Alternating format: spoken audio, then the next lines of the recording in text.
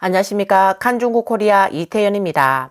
중공 제20차 전국대표대회 개막이 다가오면서 공산당의 대변자들이 시진핑을 찬양하기 시작했습니다. 그들은 재선을 위한 제스처를 취하고 있지만 실제 역사는 중공이 전하는 찬양 내용과는 같지 않다고 외신들은 전했습니다.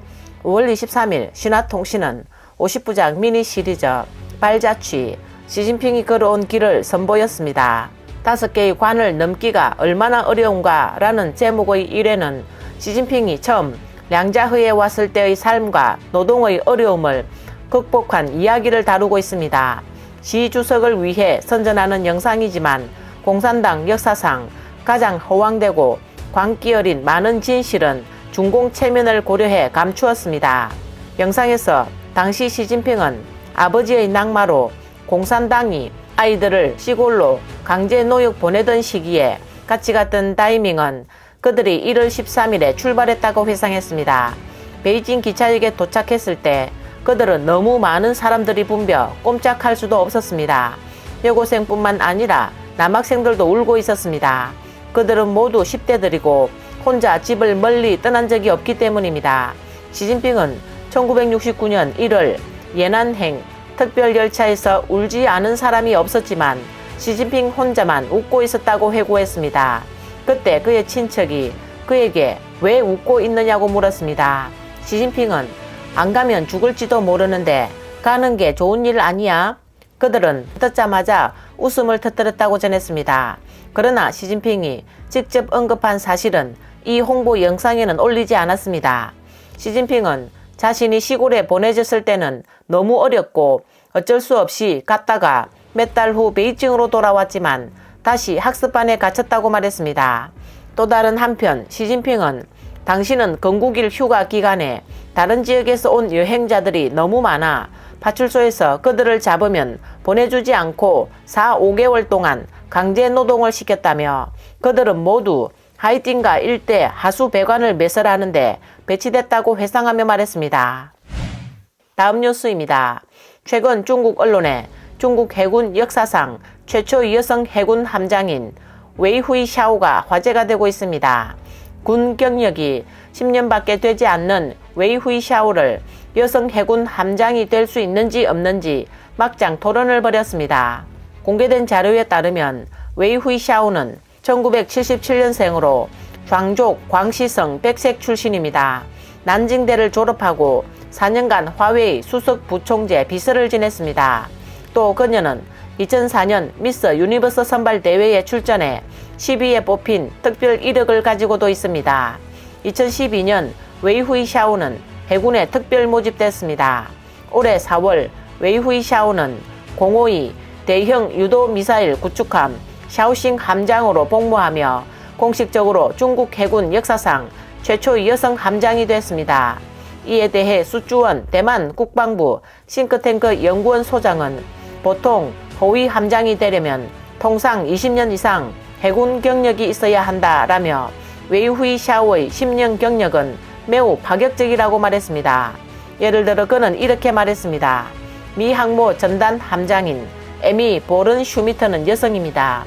그녀는 1996년부터 해군 헬리콥터로 3,000시간 이상의 비행과 28년의 훈련 끝에 그는 대령으로 진급해 미국 최초의 여성 항공모함 함장이 됐습니다. 중국의 첫 여성 함장에 대해 본토 네티즌들은 웨이보에 북량 해군도 감히 그렇게 하지 않는다라며 뜨거운 반응을 보였습니다. 9년 만에 함장이 되니 장병들의 마음이 슬프다. 너무 분노가 치민다. 이것은 유도 미사일 구축함이다. 이 미스 중국이 전쟁에 나서면 전체 함대를 잃을 수도 있다. 나라가 망하게 될 수도 있다. 라고 말했습니다. 대만 네티즌들도 중국이 이 정도 수준이었어? 마음이 놓이네. 라고 농담을 던졌습니다. 네티즌들의 폭로에 따르면 웨이후이 샤오의 할아버지는 고 웨이꼬칭 중공 상장으로 그녀의 인명은 가족 세습에 속한다고 말했습니다. 웨이후이 샤오의 가족이 인맥을 이용해 그녀가 탄탄대로를 갈 수 있도록 안배한 것일 수도 있습니다. 이런 정보는 공식적으로 확인할 수는 없습니다. 하지만 웨이후이 샤오는 4년간 화웨이 수석 부사장 비서직을 맡았을 정도로 군부 배경을 가진 것으로 알려졌습니다. 다음 뉴스입니다. 5월 25일 중공 국무원은 경제시장 안정을 위한 전국 화상전화회의를 개최하고 전국 각 성, 시, 현에서 10만여 명의 관리를 긴급 소집했습니다. 리커창 총리가 회의를 주재하며 경제 하행이 계속되고 있다. 2020년 우한에서 전염병이 발생했을 때보다 더 심각하다라며 공개적으로 중국 경제가 직면한 공경을 인정하고 추가 배치를 촉구했습니다. 또 그는 경제를 안정시키기 위한 일련의 조치를 취할 것이고 경제를 정상 궤도로 되돌리기 위해 합리적인 범위 내에서 운행되도록 노력하겠다고 밝혔습니다. 당시 상황은 중국 공산당 3년 대기근 이후에 열린 7천 인민대회와 다소 비슷하다고 합니다. 이와 관련하여 네티즌들은 중국의 세대 교체가 임박한 것 아니냐는 반응을 보이고 있습니다. 네티즌들은 이 상황을 보면 정말 멈출 수 없는 상황인 것 같다. 그렇지 않다면 리커창도 이렇게 서두르지는 않을 것이기 때문이다.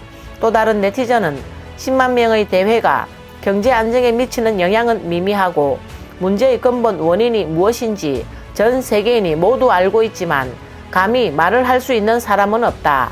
또 네티즌은 통계국이 너무 힘들겠네. 통계 결과 수치가 좋게 보여야 하고 가짜가 아닌 진짜로 보여야 하며 리더가 보고 기뻐할 수 있어야 한다 라고 말했습니다. 경제 안정화의 전제는 주민들이 정상적으로 이동할 수 있도록 사람들을 풀어주는 것이며 출근, 여행, 생산 재개가 되면 경제는 자연스럽게 천천히 회복됩니다. 걸핏하면 성을 봉쇄하고 인력 이동을 제한하면서 경제가 좋아지고자 하는 것은 어불성설입니다. 사실 이 바이러스가 없어도 중공의 붕괴는 시간 문제였지만 이 바이러스가 중국 공산당의 붕괴를 가속화시켰습니다. 리커창은 힘이 없어 중공을 멸망시킬 수밖에 없고 그것은 중공을 해체하고 새로운 사회체제를 만드는 것입니다. 철로 쌓은 강산은 없다. 중공의 종말이 임박하여 중공은 곧 세대교체가 일어나 계몽과 번영의 새 시대를 맞이할 수도 있습니다. 오늘 뉴스는 여기까지입니다. 구독과 좋아요는 격려입니다.